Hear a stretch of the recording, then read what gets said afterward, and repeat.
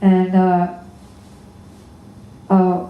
when I went, I saw he was dictating a letter to Satsvarup, who was like the first secretary of the temple.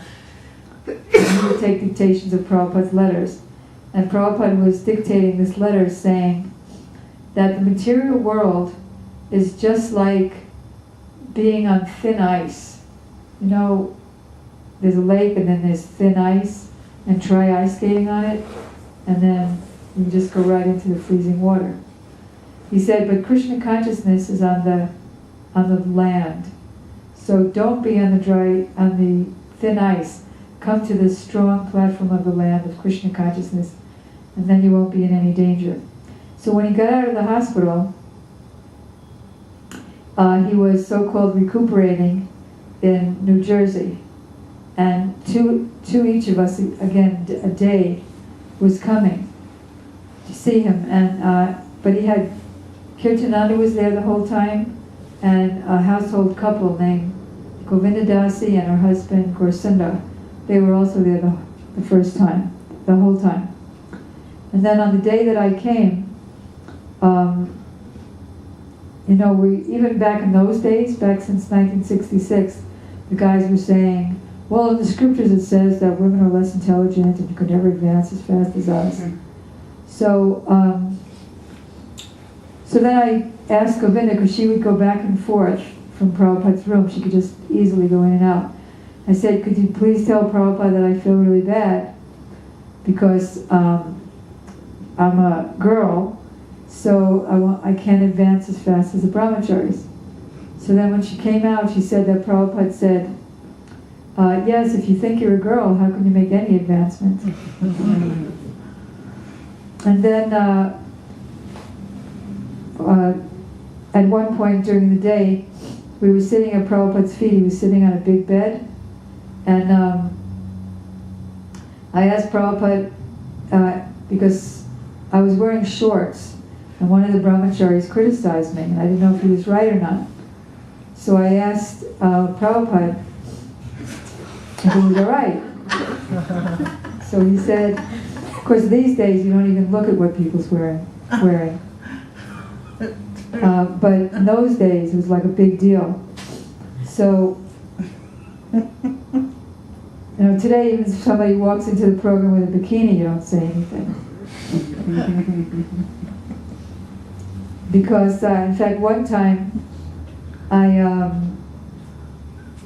was criticizing some devotees, not for wearing scanty clothes, but for selling at a festival Gurudev's pictures on shirts.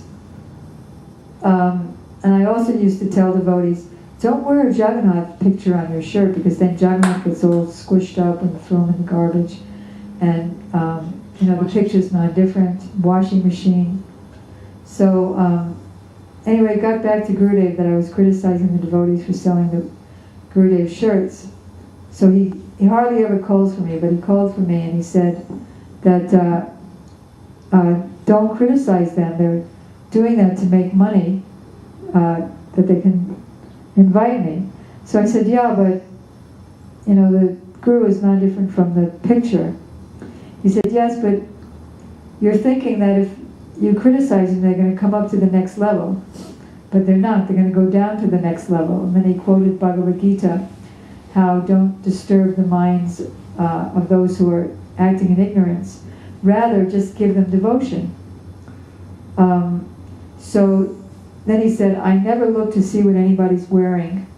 I only look to see how much bhakti do they have, how much are they missing, and then I fill in what's ever missing.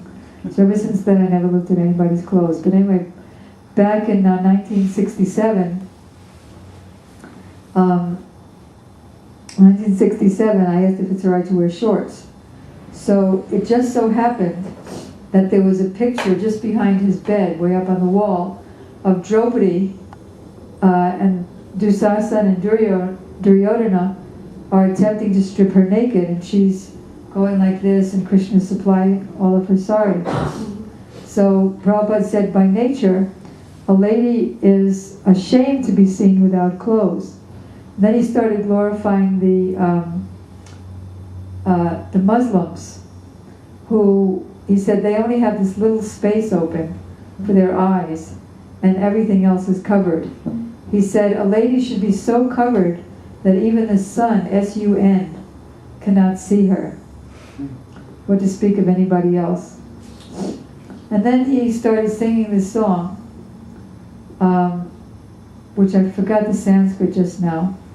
Ye pada pada pam pavam, which means that for a devotee, the big, big ocean of material existence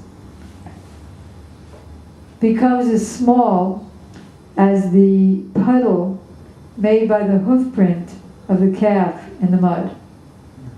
And when a boy rides by on his bicycle, does he notice a little puddle that big? No. So that's what happens to the pure devotee with all the disturbances and calamities of the material world. So now we're coming to the mat. Then, right in Prabhupada's backyard, there was an ocean, the Atlantic Ocean, and a beach. So Prabhupada took us all out to the beach, and there wasn't anybody else there. It was just like in his backyard. So we all sat on this big blanket together. And you know how when you're at the beach you have to put shoes on the corners of the blankets because otherwise it blows away. So I put my sandals on the corners, on two corners, and they were fortunately plastic sandals. So Prabhupada picked up my sandal, believe it or not, and he said, "Is this leather? Don't wear leather. Leather is a product of violence. Better to throw away leather, even if you've gotten it for free and paid for non-leather. The one good thing about your country is that they make synthetics." And then there was some boy surfing right in front of us in the ocean with those black skin suits, wetsuits, and they were surfing, and Prabhupada said, "There is some Ananda here, but at any moment there'll be a big wave and the boys are finished." And then he said, just like sweet rice is very nice. You all know sweet rice, of course. But if sweet rice is mixed with a bunch of sand, can you imagine? You can't taste it. So there is Ananda, happiness in this world, but because it's mixed with the three modes of nature, you can't taste it. It's reflected from the spiritual world. And then he said, because we were looking out at the ocean, he said, you can't imagine this, you can't conceive, but all the waterways, the rivers and lakes in Krishna's abode are all fully conscious. Can't imagine. And going back in New York, when was that? It was 66 or 67? 67. No, 66 actually, when I was first doing that Radha and Krishna painting. And it was so bad, I can't begin to tell you. The garland, I didn't know what a garland was at that time. I knew a lei from, when you go to on the airplane, sometimes they give you one. But a garland, I didn't know what a garland was, and they were wearing it. So, and it was a very small picture, so I couldn't see any details. So I just made like a candy cane, diagonal stripe as a garland. And the background of Vrindavan behind Radha and Krishna were like just a psychedelic green with an outline of big leaves like that, just an outline. So Prabhupada would come from his own back room. In his back room he was dictating books like Bhagavad Gita, Isopanishad, perhaps Nectar of Instruction, Upadeshamrit. Then he was dictating teachings of Lord Chaitanya. So he would come out from the back room and come and sit next to me while I was painting. And he would say, put red hands on Krishna. And probably because he would see me being very spaced out, just like staring into space when I was painting. So just like Krishna took the bright side with Putana, and instead of thinking, oh, she came to kill me, let me send her to hell, he's thinking, she came as my mother. Let me give her a post as mother. So she actually, after Krishna killed her, he gave her the position as a nurse in Golok. Not in Golok Vrindavan, but in Golok, which is the outskirts of Krishna's planet. So Prabhupada was the same way. I was just spacing out, but taking the bright side. He came and sat behind me in his way that, can you show how the Indians sit in the squatting? Like that. And he said, any intelligent person has to think more than they actually do. Just like a judge. Well, you know about judges. They have to sit and think for a while, and then they say guilty, innocent, jail, electric chair. So then he told the story. There was no comparison between me and this story, but just to show what he wanted me to become. He told the story of Jayadev Goswami. I think some of you know that story. Miss Santa will tell it. Anyways, writing and he goes to the river. She's so shy. She knows everything. She's a scholar. I don't know anything. So he's writing Gita Govinda, and Krishna's falling down at Radharani's feet, saying, I'm burning up in the fire of separation from you.